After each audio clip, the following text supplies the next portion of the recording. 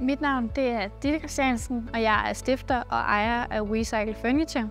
WeCycle Furniture det er en dansk møbelvirksomhed, og vi skiller os ud ved at være et mere miljøvenligt alternativ til de traditionelle møbelbrands.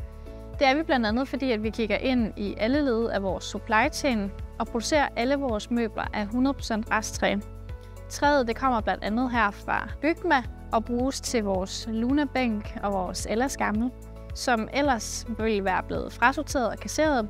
Så her går vi ind og bruger det i et møbel i klassisk, nordisk og stilrent design, som passer ind i de fleste hjem. I Bygma har vi stort fokus på det ansvarlige byggeri og herunder menneskeressourcespild.